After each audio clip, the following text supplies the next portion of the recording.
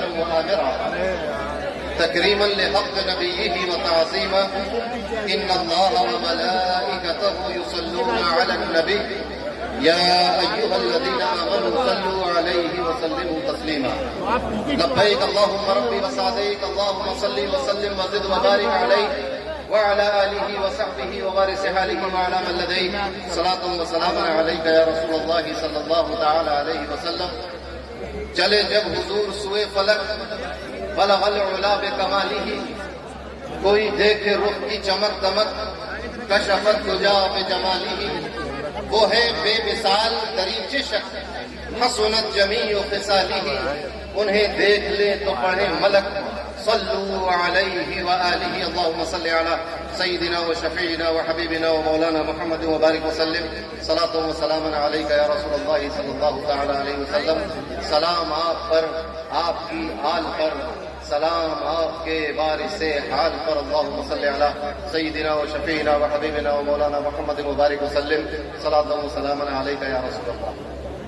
اللہ تبارک و تعالی کا فضل و احسان کہ اس نے ہمیں اور آپ کو اس نورانی عرفانی محفل میں حاضر ہونے کی توفیق عطا فرمائی.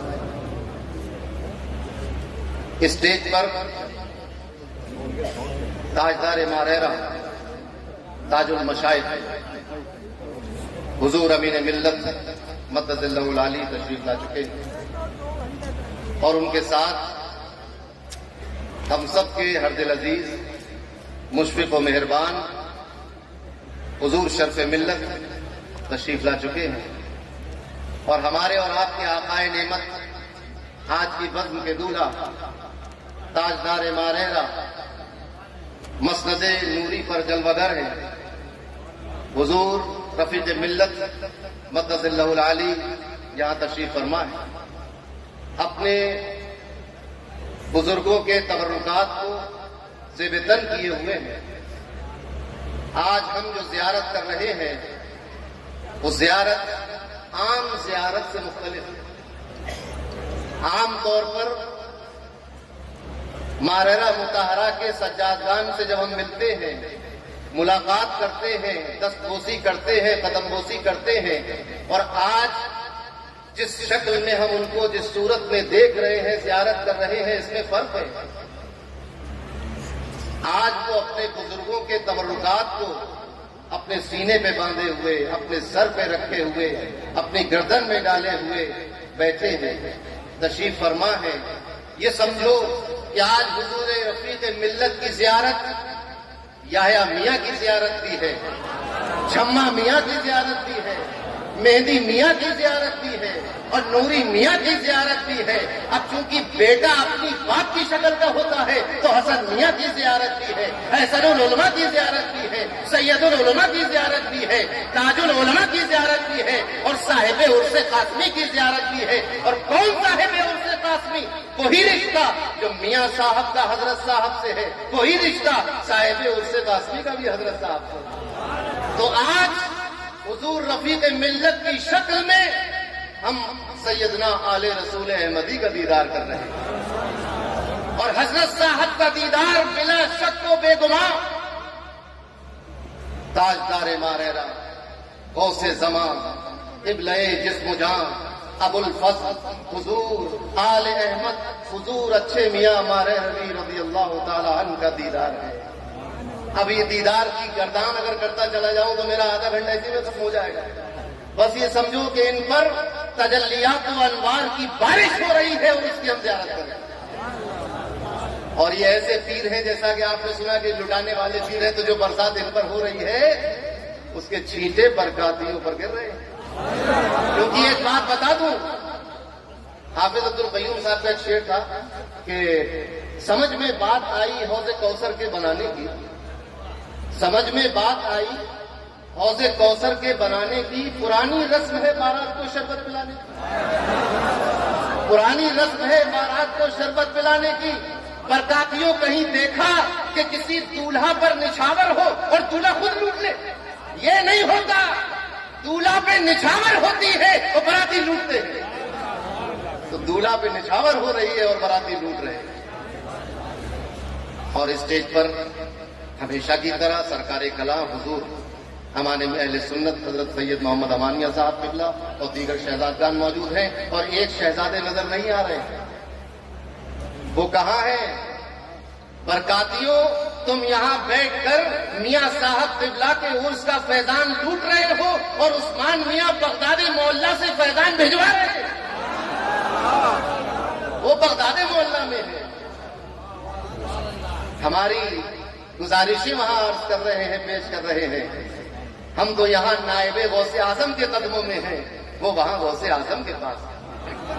انشاءاللہ اللہ تبارک و تعالیٰ خیر و عافیت کے ساتھ ان کو یہاں واپس لائے۔ تقریر تو ایک بھرپور ہو چکی، اور میں کوئی ایسا مقرر بھی نہیں ہوں۔ کل کے مشاعرے میں برادر محترم جناب ڈاکٹر احمد مصطفیٰ صدیقی بدایونی صاحب نے یہ کہہ کر اپنی غزل پڑھی کہ میں بہت سادہ زبان کی غزل پڑھ رہا ہوں، اور یہ اپنا کلام پڑھتے ہوئے انہوں نے کہا کہ یہ میرا کلام نہیں ہے برکاتیوں، یہ تمہاری باتیں ہیں۔ تو ڈاکٹر صاحب اگر میری آواز سن رہے ہو تو میں ان سے عرض کرتا ہوں کہ جس شہر کے وہ ہے اسی شہر کا میں بھی ہوں۔ اگر وہ نظم میں برکاتیوں سے باتیں کر سکتے ہیں تو میں نثر میں برکاتیوں سے باتیں کر سکتا ہوں۔ اگر وہ آسان لہجے میں غزل پڑھ سکتے ہیں، میں آسان الفاظ میں بات کر سکتا ہوں۔ تو آج بہت ہی آسان لہجے میں سوچتا ہوں کچھ بات کروں، ویسے بھی گواروں کا لہجہ آسانی ہوتا ہے۔ تاجد پور نے عرض کیا تھا غوث پاک کی بارگاہ میں کہ ہم تو زباں بھی میری تہتانی ہے یا محبوب سبحان اللہ، ہم تو ایک چھوٹے سے شہر کے رہنے والے ہیں۔ غرض یہ کہ شمس ماریرہ کا پٹا گلے میں پڑا ہوا ہے، مشائخین ماریرہ کی توجہات ہے، اور سرکار نور کے عرس کی محفل ہے۔ ابھی آپ نے سنا کہ حضرت صاحب نے فرمایا کہ میں تمہیں ماریرہ سے باہر جانے اور ماریرہ میں رکنے کا حکم نہیں دیتا، مگر اس کے بعد اگر میاں صاحب قبلہ نے اپنے بزرگوں کے اشارے پر کسی شہر میں رہنا پسند فرمایا تو الحمدللہ وہ شہر شہر بدایوں ہے۔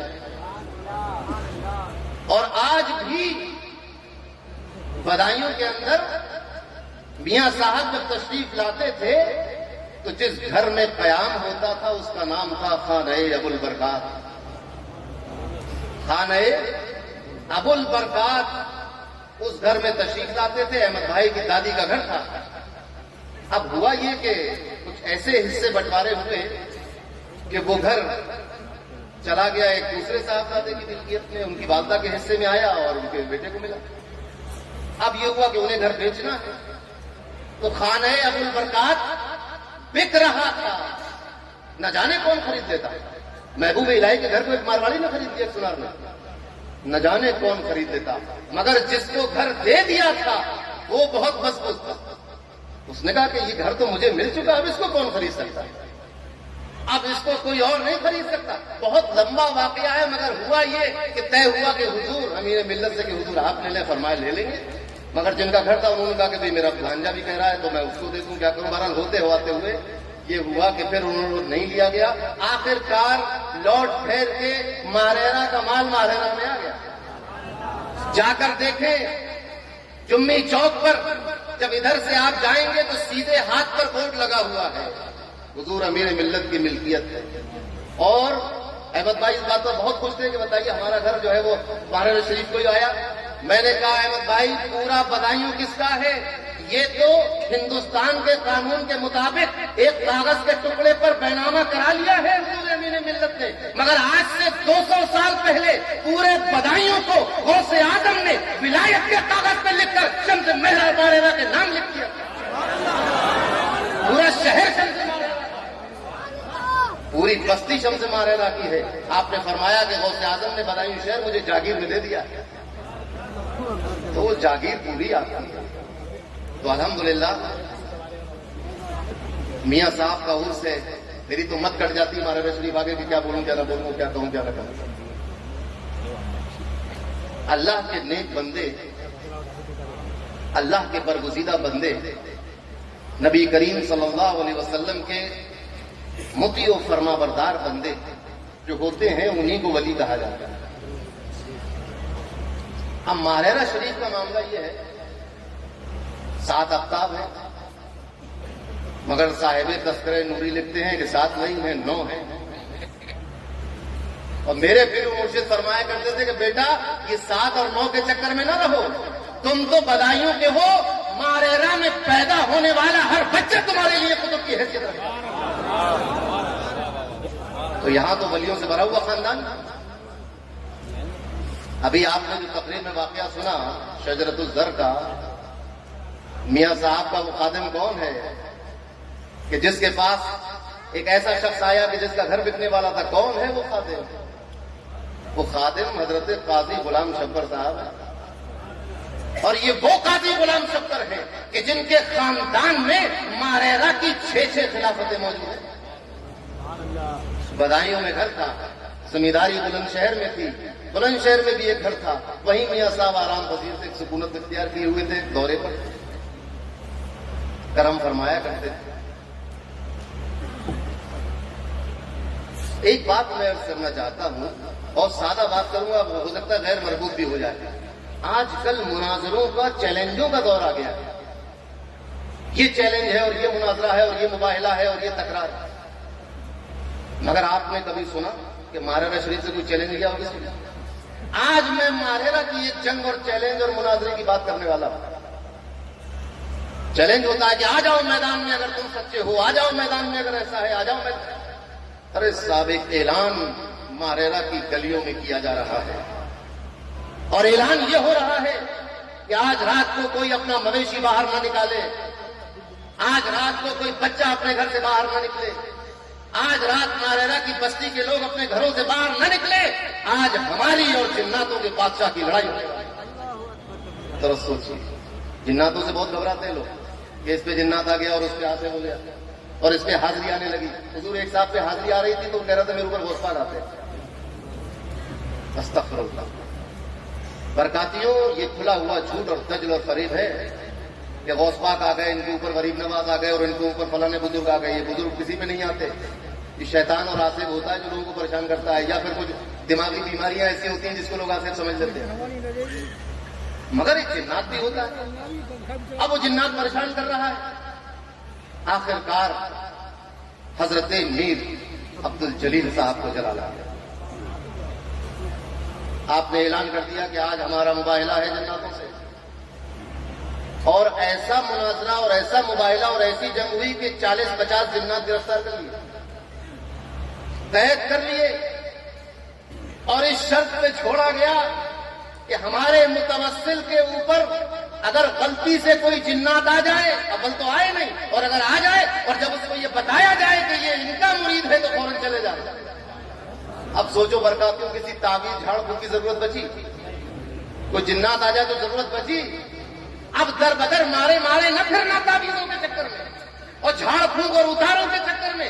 اگر عقیدت سچی ہے تو کان میں جا کر کہنا کہ ہم اسی کا ہاتھ پکڑے ہیں کہ جس کے ہاتھ میں میر عبد الجلیل صاحب کا ہاتھ، اسی ماریرا سے مرید ہیں، ہم اسی کے سلسلے کے مرید ہیں۔ جس طرح تو اپنے سر اونچا کر کے کہتے ہو مریدی لا تخف فاشل فإنی عظیم قادر عند القتال، یہ قول تو خوب قادریوں کو یاد رہتا ہے۔ برکاتیوں، اس کو بھی یاد رکھو کہ اب جنات آ جاؤ، جنات کا بادشاہ جھک جھک کے سلام کر رہا ہے، معافیاں مانگ رہا ہے اور یہ عہد کر کے جا رہا ہے۔ آپ نے سنا ہوگا قصے کہانیوں میں کہ اس کو سلیمان علیہ السلام کی قسم دے دو تو جنات چلا جاتا ہے، فلاں چلا جاتا ہے، جس کی سند مجھے نہیں معلوم، مگر یہ مجھے معلوم ہے کہ میر صاحب کے نام سے جنات چلا جاتا ہے۔ یہ حق ہے۔ مناظرہ ہوتے یہ عہد لے لیا گیا کہ اب کسی کے اوپر نہیں آؤ گے۔ اب یہ ہے وہ مسند جس نے مسند سجائی تھی، اس کے نام سے جنات بھاگ جاتے ہیں۔ اسی مسند پہ میاں صاحب بیٹھے ہوئے، اسی مسند پہ بیٹھے ہیں، تو پھر ہونا یہ چاہیے کہ میاں صاحب بھی جس کی طرف نظر کر دے جنات بھاگ جائے۔ ہونا چاہیے کہ نہیں؟ ایسا ہی ہوا۔ بدایوں میں ایک خاتون کے اوپر ایک جنات آ گیا اور ایسا زبردست آصف کہ اس عورت کو کپڑے نہیں پہننے دیتا، رہنا رہے۔ پریشان ہو گئے گھر والے، قید کر دیا، دروازے بند کر دی، مگر ایک عجیب غریب بات ہے۔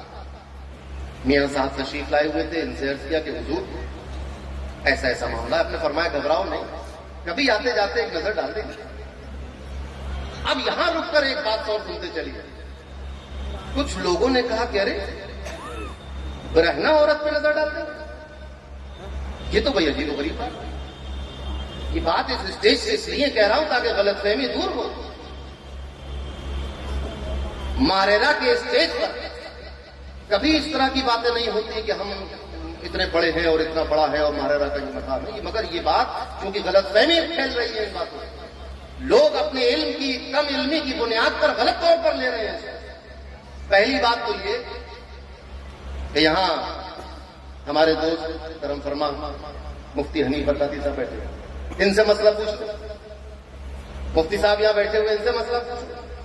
مفتی نظام الدین صاحب تشریف لاتے ہیں, ان سے مسئلہ پوچھو کہ اگر کسی عورت کو اپینڈکس ہو جائے اور وہ پھٹنے والی ہو, تو اب آپریشن کے لیے کوئی عورت ڈاکٹر نہ مل رہی ہو تو کیا کریں؟ وہ پھٹ جائے اور وہ عورت مر جائے, خودکشی کر لے یا آپریشن کرا لے؟ تو جو جواب ان کا آئے گا وہی جواب میرا بھی ہے. پہلی بات تو یہ, اور دوسری بات یہ کہ اے معترض, تو اپنے آپ کو میاں صاحب کی طرح کیوں سمجھتا ہے اور میاں صاحب کو اپنی طرح کیوں سمجھتا ہے؟ کہ تم جہاں دیکھنا چاہتے تھے تم نے سوچا میاں صاحب نے وہی دیکھا ہو. المرء یقیس علی نفسہ, اپنے ہی اوپر قیاس کر لیا میاں صاحب. میاں صاحب کی نظر, ایک نظر ڈالی اور ایسی نظر پڑی کہ نظر کا ایک پلک جھپکتے میں عورت بھاگ کر اندر چلی گئی اور کپڑے پہن لیے اور جنات غائب ہو گئے. تو ان باتوں پر اعتراض کرنا بے سوچے سمجھے. ایک صاحب نے کہا کہ میاں صاحب کا جب وصال کا وقت آیا تو آپ پر غشی طاری ہو گئی, غشی طاری ہو گئی. اس دوران ایک نماز کا وقت آیا اور نکل گیا. لوگوں نے کہا لیجیے صاحب نماز قضا کرا دیا. ارے بھائی نماز کس پر فرض ہے اور کس حالت میں فرض ہے؟ کیا بے ہوش پڑے ہوئے انسان پر, مسلمان پر نماز فرض ہے جو ہوش میں نہیں ہے؟ ارے جو لوگ اب جن کی عقل ختم ہو جاتی ہے اور جو ایک مقام پر پہنچ جاتے ہیں, جن کے اوپر عقل پر حال کا غلبہ ہو جاتا ہے, جن کو مجذوب کہا جاتا ہے, ان پر تو کوئی انگلی نہیں اٹھاتی. حالانکہ چلتے پھرتے ہیں, کھاتے پیتے ہیں, ہنستے بھی ہیں, روتے بھی ہیں, پتھر بھی مار رہے ہیں, لڑ بھی رہے ہیں, نوچ بھی رہے ہیں, گالی بک رہے ہیں. یہ ایک عالم ہوتا ہے. اولیاء اور بزرگوں اور صوفیاء کی زندگی پر اعتراض کرنا یہ کوئی اچھی بات نہیں ہے. مگر اس کے ساتھ ساتھ یہ بھی ہے کہ ماریرا ایسی بستی ہے کہ ہر دور میں اعتراض کیے جاتے رہے اور ہر دور میں اعتراض کرنے والے کھائے وہ حاصل ہوتے رہے. اب ہوا کیا؟ بات سمجھ میں آ رہی ہے نا پیروں کی بات. شاہجہان پور میں شیعوں سے ماریرا کا مچیٹا بہت پرانا ہے, آج کا نہیں ہے, بہت پرانا. اب میاں صاحب دورے پر شاہجہان پور تشریف لے گئے, وہاں ایک شیعہ تھا اور وہ شیعہ ماریرا کے بزرگوں کے بارے میں اچھی رائے نہیں رکھتا تھا. یہ باتیں میں اس لیے بتا رہا ہوں تاکہ آپ کے دل سے احساس کمتری نکل جائے.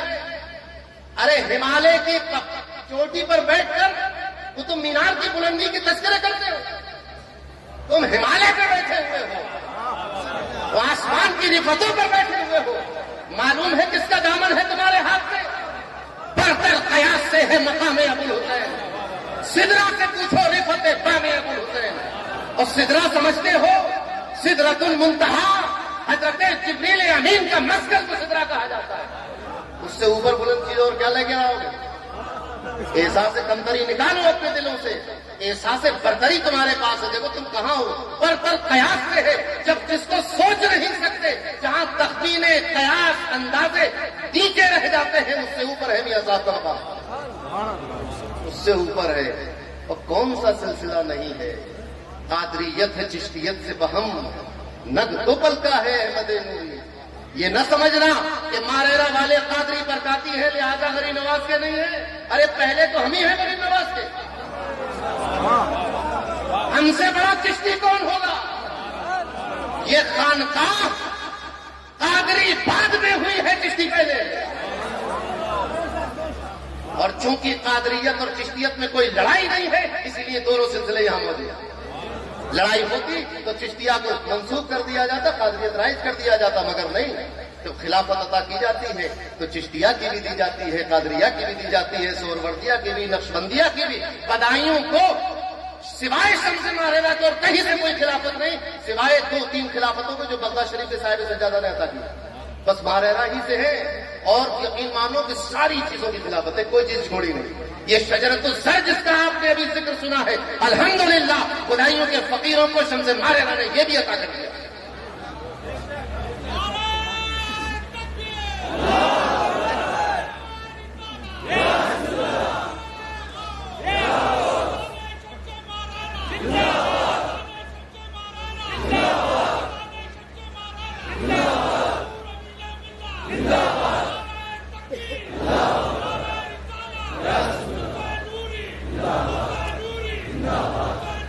تو اب ہوا یہ کہ وہ مارہرہ کے بزرگوں پہ تنقید کرتے تھے۔ میاں صاحب پہنچے، میاں صاحب سے ملاقات ہو گئی اس کی۔ آپ کو معلوم تھا کہ یہ ایسا بدزبانی کرتا ہے اور نیچا دکھانے کی کوشش کرتا ہے، تو آپ نے فرمایا کہ سنو، وہ تو ہمارے مشائخ اور بزرگ ہیں، میں تو ان کا ایک ادنا خادم ہوں۔ کیا کہا؟ یہ نہیں کہا کہ میں سجادہ نشین ہوں، میں وہاں کا حاکم ہوں اور میں پیر ہوں، یہ نہیں فرمایا۔ فرمایا کہ وہ تو ہمارے بزرگ ہیں، میں تو وہاں کا ادنا خادم ہوں۔ اور اب جو بات فرمائی، فرمایا بتاؤ کیا حاجت ہے تمہاری؟ اس جملے میں ہمارے نبی کریم صلی اللہ علیہ وسلم کے اس جملے کی جھلک موجود ہے، فیضان موجود ہے، سلونی اما شئتم، مانگو کیا مانگتے ہو، پوچھو کیا پوچھتے ہو۔ فرمایا بتاؤ کیا حاجت ہے؟ وہ تھا وکیل، اس نے کہا سرکار بہت حالت خراب ہے۔ اب ذرا سوچیے، گھر میں کھانے کو نہیں تھا، اس پر اتنا تم تراک تھا مارہرہ کے بارے میں، کھانے کو نہیں تھا گھر میں، بری حالت تھی، نہیں چل رہا ہوگا وکالت کا پیشہ۔ خیر اب تو ابھی تک تو برا کہہ رہے تھے، اب جب دیکھا کہ بھائی کہہ رہے اب تو آزمانے کے لیے، عقیدت سے نہیں، آزمانے کے لیے کہا کہ حضور گھر میں فاقہ کشی ہے، حالت خراب ہے، کچھ کر دیتے۔ آپ نے فرمایا اچھا، آپ نے عمل کا ایک چراغ دے دیا، یہ جلا لیا کرو۔ اس نے بھی جلا لیا، مگر ابھی تک عقیدت پیدا نہیں ہوئی، حکمت عقیدہ نے جلایا ہے۔ اب سوچو سنی برکاتی ہوں کہ اگر تم عقیدت سے جلا لو گے تو کیا حال ہوگا۔ جب بد عقیدہ شیعہ کے جلانے کا عالم یہ تھا، چراغ کا جلنا تھا کہ جیسے چراغ سے روشنی پھوٹی ایسے ہی دولت کا برسات شروع ہوتے ہوتے ہوتے ہوتے بارے نیارے ہو گئے، بہت عیش میں کٹنے لگی، اور جب عیش میں کٹنے لگتی ہے سب پیروں کو بھول جاتے ہیں۔ اس نے بھی چراغ بجھایا اور کاغذ میں لپیٹ کر دروازے کے اوپر رکھ دیا۔ کچھ دنوں کے بعد اس چراغ کو ایک کوا اٹھا کر لے گیا۔ بتائیے کوا لے گیا چراغ، چراغ کا جانا تھا کہ سلسلہ رک گیا، گھٹتے گھٹتے گھٹتے گھٹتے فاقے کی نوبت آ گئی۔ اب دوبارہ میاں صاحب کا گزر ہوا، شاہجہان پور پہنچے، پھر ملاقات کو آیا، کہنے لگا حضور کچھ کر دیجئے، بہت برے حالات ہیں۔ فرمایا وہ تو ہم تمہیں دے چکے تھے۔ انہوں نے کہا وہ تو کوا لے گیا۔ فرمایا تو پھر فقیر کیا کرے؟ برکاتیوں واقعہ سن لیا، خوش ہو گئے، مگر یہ نہیں سوچا کہ میاں صاحب نے کیا فرمایا تھا۔ فرمایا تھا کہ وہ تو بہت بڑے لوگ ہیں، میں ان کا خادم ہوں، تو اس در کے اپنے آپ کو خادم بتا کر صاحب سجادہ نے اپنی حیثیت اس شیعہ سے منوا لی۔ اب بتاؤ کہ جس کو تم دیکھ رہے ہو یہ کہاں کے سجادہ؟ ارے جہاں کے وہ سجادہ تھے، وہیں کہ یہ صاحب سجادہ ہے، تو جو اثر ان کے چراغ میں تھا وہ اثر ان کے چراغ میں تھا۔ برکاتیوں رش کرو، فخر کرو اپنی قسمت پر۔ احمد بھائی کہتے ہیں کہ بڑے ہی فخر سے سارے بدایوں نے یہ کہتے ہیں ہمارا احمد نوری، ہمارا احمد نوری۔ شرف ملت فرماتے ہیں کہ باہم ہو جائیں آپس میں تو ایک گلشن کی صورت ہے، ہمارا سینہ صحرا غزال احمد نوری۔ آپ ذرا سوچیں، یہ ہے میاں صاحب کا معاملہ۔ اب بات جب شیعہ کیا گئی تو ایک بات اور سنتے جاؤ، آج تک آپ نے نہیں سنا کو میں بتا دیتا ہوں حقیقت۔ مارہرہ شریف کی خانقاہ میں تعزیہ رکھا گیا، رکھا گیا۔ آپ لوگ خیرت پڑھ گئے، مفتی صاحب مجھے گھوم کے دیکھ رہے، ارے رکھا گیا، اور ایسے ویسے دور میں نہیں، شمس مارہرہ کے دور میں رکھا گیا۔ مگر یہ بات ادھوری ہے، بات پوری سنتے چلو۔ شمس مارہرہ کے دور میں تعزیہ رکھا گیا۔ اب شمس مارہرہ جب کاشان اقدس سے نکلے دیکھا تعزیہ رکھا ہوا، آپ نے فرمایا اس تعزیے کو اٹھا کے باہر پھینکیا، خانقاہ سے باہر پھینکوا دیا، اور اپنی داڑھی مبارک پر ہاتھ رکھ کے فرمایا جمعہ میاں فقیر نے آج تک کوئی بات دعوے سے نہیں کہی، لیکن فقیر کی اس بات کو یاد رکھنا، قبر کھود کر کسی راستی تبررائی کی قبر کھود کر دیکھو، خنزیر کی شکل نکلے گی، چہرہ مست ہو جاتا ہے۔ آپ ذرا سوچیں۔ تو یہ تو پرانے معاملات ہیں ماہرہ مطہرہ کے۔ ماہرہ متقی لوگوں کی بستی ہے، پرہیزگار لوگوں کی خانقاہ ہے، اللہ کے ولیوں کی خانقاہ ہے، صوفیاء کا مسکن ہے، اور غوث اعظم کی براہ راست نگاہ شفقت اس خانقاہ پر ہے، اور غریب نواز کی نگاہ رحمت براہ راست اس خانقاہ پر ہے۔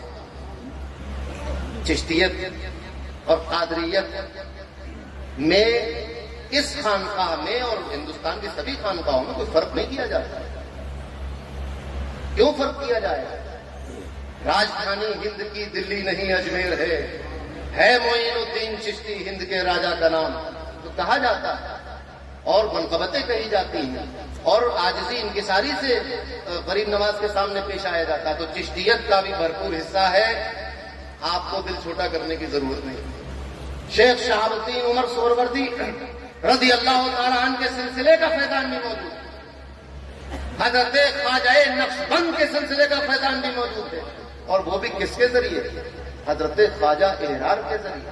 اور ان سے کہاں آیا؟ حضرت سیدنا سے ہوتا ہوا آگرہ ہوتا ہوا ماہرہ پہنچا۔ چھوٹے ہاتھوں سے نہیں ملا ہے، بڑے ہاتھوں سے ملا ہے، بہت بڑے ہاتھوں سے ملا ہے۔ اور میاں صاحب کے تو ہاتھ بھی بہت بڑے تھے، ویسے بھی بہت بڑے ہاتھ ہیں۔ کبھی ان حضرات سے پوچھئے کہ میاں صاحب کی شکل و شباہت کیسی تھی؟ آپ کے ہاتھ بہت بڑے تھے، تو بڑے بڑے ہاتھوں سے، روحانی ہاتھوں سے یہ سلسلے یہاں پہنچے ہیں، یہاں کسی چیز کی کمی نہیں ہے۔ اب یہ ہر خانقاہ میں ایک رنگ غالب ہوتا ہے، یہاں قادریت کا رنگ غالب ہے، اور مجھے تو یہ سمجھ میں آتا ہے، میں نے تو اسے قادری بدائیوں میں بھی یہ بات کہی تھی، مجھے یہ بات سمجھ میں آتی ہے کہ چشتیت یہاں بھرپور تھی، مگر غوث اعظم یہ چاہتے تھے کہ میرے ماہرہ کا ایک منفرد مقام ہندوستان میں ہونا چاہیے۔ اور چشتی سلسلے میں محبوب الہی کا آستانہ موجود، ادھر جو ہے محبوب سمنا کا آستانہ موجود، ادھر جو ہے صفی پور شریف کا آستانہ موجود۔ غرض یہ کہ ہندوستان میں تو بڑے بڑے مراکز ہیں چشتیوں کے، تو چشتیت پہ تو اتنی بات نہیں بنتی، مگر غوث اعظم چاہتے تھے کہ ہندوستان بر صغیر ہند و پاک میں ماہرہ کا منفرد مقام چاہیے، کوئی دوسرا گنبد اس کے برابر کا نہیں چاہیے، سب نیچے چاہیے۔ آپ نے قادری فیضان جاری کرایا، اور قادری فیضان جاری ہوتے ہی اپنی راجدھانی اس ماہرہ کو بنا دیا۔ اب ہند و پاک میں جو بھی قادری سلسلہ جا رہا ہے اور عروج پا رہا ہے، وہ اسی گنبد کا فیضان جا رہا ہے۔ اور یقین سے بتاؤ، ہندوستان میں قادریت کا جب نام آتا ہے، جب قادری سلسلے کا نام آتا ہے، تو ماہرہ کا نام سب سے اوپر آتا ہے۔ حضور غوث کا دربار ہے، دربار ماہرہ، رسول اللہ کی سرکار ہے، سرکار ماہرہ، یہ وہ ماہرہ ہے۔ اب آگے کی میں نے آپ کو بتا دیا تھا، میرا آدھا گھنٹہ ہے، جب پورا ہو جائے تو آپ لوگ بتا دیں مجھے، میں تو بھول گیا کتنے بجے میں نے بات کی۔ ہوا کیا ہے؟ ایک مرتبہ ایک ڈاکٹر صاحب ایٹا کے، اور میاں صاحب کے مرید تھے۔ یہ باتیں اس لیے بتا رہا ہوں کہ آپ لوگوں کے دلوں سے ڈر نکل جائے۔ آج کل ایک ڈر کا ماحول پیدا ہو گیا۔ ان کا مطلب تھا، وہ مریضوں کو دیکھتے تھے، تو ایک دن رات میں 2 لوگ آئے اور کہا کہ ڈاکٹر صاحب بہت طبیعت خراب ہے، ایک مریض کی طرح چل کر دیکھتے۔ وہ بیچارے سادہ لوگ خدمت خلق کا جذبہ چلے، کچھ دور جیسی بستی سے باہر نکلے، جنگل سا آیا، اندھیرا سا ہوا، تو دیکھا کہ 4 سے لوگ اور لٹ لے کر آ گئے سڑک پہ، اور ان سے کہا کہ نام کیا کیا مال ہے۔ یہ گھبرائے ڈاکٹر صاحب، گھبرائے، اور کوئی سہارا نہ دکھا، فوراً لو لگائی حضور میاں صاحب اللہ کی طرف، حضور سرکار بچائیے، مجھے تو گنڈوں نے گھیر لیا۔ اچانک میاں صاحب کو نگار ہوا۔ یہ کہانی قصہ نہیں، یہ ہو چکا ہے۔ آپ تشریف لائے، اور ابھی آپ ماہرہ میں بحیات موجود ہیں، تشریف لائے، وہ آپ کو دیکھ کے گنڈے بھاگ گئے۔ اب آپ اپنے مرید کو لے کر چلتے چلتے چلتے چلتے بس تھوڑا سا چلے ہوں گے 4-6 قدم کہ دیکھا یہ آ گیا، بستی آ گیا۔ یہ جو آدھے پون گھنٹے کی راستہ تھی 2-4 قدم میں طے ہو گیا۔ جب آبادی آ گئی تو میاں صاحب ایک طرف کو مڑ گئے، ڈاکٹر صاحب سمجھے کہ کسی حاجت سے آپ جھاڑیوں کی طرف گئے، انتظار کیا، میاں صاحب آئے نہیں تو یہ اپنے گھر چلے گئے۔ اب ماہرہ شریف اور انہوں نے پوچھا میاں صاحب کہاں ہیں؟ لوگوں نے کہا میاں صاحب تو یہاں کہیں نہیں۔ ماہرہ آئے، میاں کو بتایا تو آپ نے فرمایا ڈاکٹر صاحب سے کہ سنو، اب یہ واقعہ کسی کو نہ بتانا، ایسا نہیں ہے کہ اپنے مریدوں کی پردہ پوشی کی، ماہرہ کے بزرگوں نے اپنی کرامتوں کو بھی چھپا لیا۔ اب آپ کہیں گے جب منع کر دیا تھا تو وہ آپ کیسے بیان کر رہے ہیں اس بات کو؟ آپ کو کہاں سے پتا چلا؟ تو اگر وہ مرید بھی ضدی تھا، اسی کی طرح جو قرض لینے میاں سے پیسہ لینے آ گیا، اس کی طرح میاں کے مرید بہت ضدی تھے۔ اس نے کہا حضور مر جاؤں گا، میں روک نہیں پاؤں گا اس بات کو اپنے سینے میں، اجازت دے کہ کسی کو بتا دوں۔ اجازت دے دی کہ بتا دوں، تو ایسے بتائی گئی اور پھر غلام شبر نے سنی اور انہوں نے لکھ لی۔ تو میاں صاحب کے مریدوں، ہم بھی اگر تنہا ہیں، اکیلے ہیں، بظاہر کوئی پرسان حال نہیں ہے، تو ڈرنے کی ضرورت کیا ہے؟ میاں صاحب تک پہنچ نہیں ہے، دل ابھی اتنا صاف نہیں ہے، میاں صاحب کے مدار سے ہو کے چلے آتے ہو، ان تک نہیں پہنچ سکتے، ارے ان تک تو پہنچ سکتے ہو، ان کا ہاتھ تو ہاتھ میں لیے ہوئے ہو، پکار کے دیکھو رفیق ملت کو، قسم خدا کی میاں صاحب کی مدد آئے گی، اللہ کی عزت کی قسم، شمس ماہرہ مدد کرنے کے لیے آئے۔ عقیدت سے پکارو، محبت سے پکارو، اور یہ سمجھ کر پکارو کہ یہ نہیں آئیں گے تو آئے گا کون میری مدد کے لیے؟ ڈر نہ ہو تم پہ تو پھر کس پہ ہو دعویٰ میرا؟ کون کرے گا میری مدد؟ آپ ذرا سوچیں، اور مدد بھی کیسی؟ میاں صاحب قبلہ خود فرما چکے، ہوتا کیا ہے کبھی کبھی اخفاء حال کرنے کے سوچ میں اولیاء کی زبان سے کچھ نہ کچھ بات ظاہر بھی ہو جاتی ہے۔ میاں صاحب کے شہید مرید و خلیفہ حضرت قاضی غلام شبر، ان کو خط لکھا میاں صاحب نے، کوئی پریشانی تھی، اب دنیا کے مریدین پریشان ہو تو غلام شبر صاحب سے سفارش کرائے کہ میاں سے پیسے دلوا دیجیے۔ اب جب قاضی غلام شبر خود پریشان ہو تو کیا کرے؟ میاں صاحب سے عرض کرے، میاں صاحب نے خط لکھا کہ قاضی گھبرانے کی ضرورت نہیں ہے، ہمارے دستگیر بہت غیور ہیں، ہمارا دستگیر بہت غیور ہے، وہ اپنے ماننے والوں کو پریشان نہیں ہونے دیتا، اور یہ شعر لکھا کہ غلام غوث اعظم بے کس و مصدر نمی مانت، اگر مانت شب مانت شب دیگر نمی مانت۔ ارے پریشانی ایک رات کی ہے، تم اس ایک رات کو کسی طرح گزار لو اور ادھر ترقی کا سورج اگتا ہوا نظر آئے۔ یہ ہے میاں صاحب قبلہ کے تصرفات۔ تو راز کھل گیا کہ میاں صاحب آپ کا ہاتھ کس کے ہاتھ میں ہے سمجھ میں آ گیا، آپ کے قلم نے یہ بیان کر دیا کہ آپ کا ہاتھ پکڑنے والا بغداد معلیٰ میں ہے، غوث اعظم ہے، نائب ہے دستگیر کے، خود دستگیر ہے۔ یہ بھی احمد بھائی کا شعر آج کل مجھے بہت یاد آ رہا ہے، نائب ہے دستگیر کے، خود دستگیر ہیں، میرے ابو الحسین تو پیروں کے پیر ہیں، پیروں کے پیر ہیں، نائب ہے ان کے، غوث اعظم کے نائب ہیں اور اپنے وقت کے غوث۔ عجیب و غریب معاملات ہیں۔ مجھے اتنے شعر یاد ہیں میاں صاحب کی منقبت میں کہ میں بھی پڑھتا رہوں تو آدھی رات تو نہیں اشعار کی نظر ہو جائے گی، اور واقعات بھی بہت یاد ہیں۔ ایک واقعہ اور سنا دوں دلچسپی کا باعث۔ ایک سفیرہ، دیکھو ایسا نہیں جس نے علماء اور مفتی اور متقی پرہیزگار ہی مارے آتے تھے، ایک سفیرہ آ گیا مارے کھیل تماشے دکھانے والے۔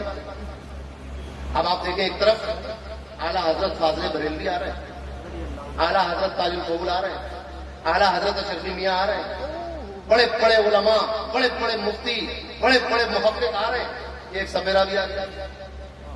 اب آپ ذرا دیکھیں، بات یہ نہیں ہے سفیرہ آ گیا، میں جو سمجھانا چاہتا ہوں کہ بڑا بڑا عالم آیا مطمئن ہو کر گیا، یہ ان کے علم کا عالم تھا۔ بڑا بڑا ولی آیا مطمئن ہو کر گیا، یہ ان کی ولایت کا عالم تھا۔ اب ایک سفیرہ آ گیا ہے، یہ بھی با کمال ہے اپنے فن میں، یہ بھی سانپوں کو نچا لیتا ہے اپنی بانسری اور پین پر۔ اور ایک بات بتاؤں، عام طور سے لوگ یہ سمجھتے ہیں کہ سانپ جو ہے وہ پین کی دھن پہ ناچ رہا ہے، سانپ کے کان نہیں ہوتے، وہ سن نہیں پاتا ہے کچھ، تو وہ آواز پہ نہیں سنتا، وہ جب بین گھمائی جاتی ہے ایسے کر کے اس کو دیکھ کے وہ ایسے کرتا ہے۔ اب یہ میں سمجھ رہا کہ میں بھی کوئی سفیرہ ہوں، مجھے اتنا بننا چاہتا ایک جنرل نالج کی بات ہے۔ تو سفیرہ آ گیا، اب سفیرے نے اپنے کرتب دکھائے، سانپ نکالے، وہ سب مرگلے سے ساتھ تھے جن کے دانت ٹوٹے ہوئے تھے اور کرتب دکھانے والے. میاں صاحب خاموش کھڑے رہے. ایک ٹوکری بند تھی. میاں صاحب نے کہا بھائی اس کو کھولو. اس نے کہا میاں یہ بہت زہریلا، بڑا خطرناک سانپ ہے، ابھی سزا نہیں پایا اس کو. نکالتے ہی غصے میں پتہ نہیں کس کے کاٹنا. آپ نے فرمایا کہ کھولو. پھر اس نے عرض کیا حضور بہت خطرناک ہے. آپ نے فرمایا نہیں اسی کو کھولو. بس اب وہ حکم کا بندہ تھا، کیا کرتا، کھولا. جیسے ہی کھولا تو سانپ چھپٹا اس کی طرف. میاں صاحب نے اپنے عصے سے اس کو جو ڈنڈا تھا ہاتھ اس سے اس کو ایک ایسے کر دیا. بس عصا لگنا تھا، اس خطرناک کالے سانپ کے عصا چھلنا تھا کہ زمین پر بچوں کی طرح لوٹنے لگا، کروٹیں لینے لگا، پٹخیاں کھانے لگا، اپنے پھن کو زمین پر مارنے لگا. اب لوگ حیرت، سفیرہ بھی حیرت میں بڑا بھی لیے ہوئے. اب میاں صاحب اپنی چھڑی سے اس کو ادھر کر دیتے تو ادھر ہو جاتا، ادھر کر دیتے ادھر ہو جاتا. سفیرہ حیرت میں ہے مگر یہ بدایون خادم حیرت میں نہیں ہے، کیونکہ میاں صاحب ہے کون؟ ارے یہ تو سانپ تھا، سانپ. میاں صاحب کے نانا کی انگلی کے اشارے پر چاند ٹوٹ جایا کرتا تھا، جدھر کہنے ادھر چلا جاتا تھا، جدھر کہنے ادھر آ جایا کرتا تھا.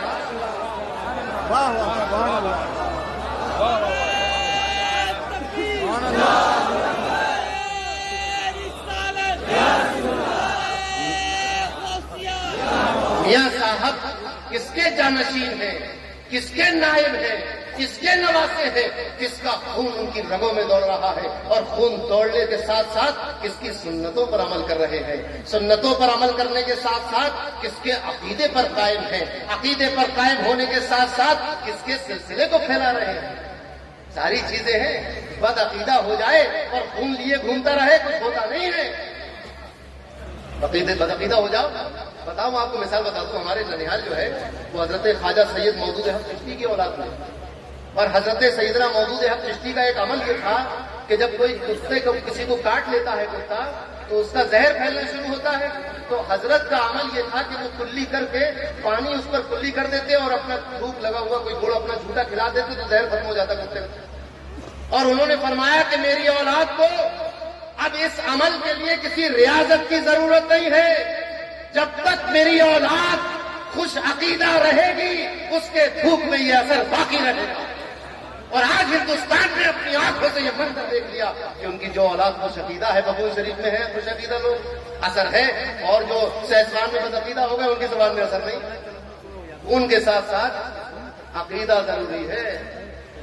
چچا تو مکے میں رسول اللہ کے اور بھی تھے، اور چچا حضرت عباس بھی، حضرت سیدنا حمزہ بھی. دوسرے چچاؤں کے بارے میں قرآن کہتا ہے اس کے ہٹ ٹوٹ جائے، یہ برباد ہو جائے، یہ تباہ ہو جائے. اور ایک چچا کے بارے میں حضور فرما رہے ہیں کہ یہی تو سردار ہے نا شہداء کے، یہ اسد اللہ و رسولہ ہی فرما رہے ہیں. تو بھائی عقیدے اور دین کی بات ہوتی ہے.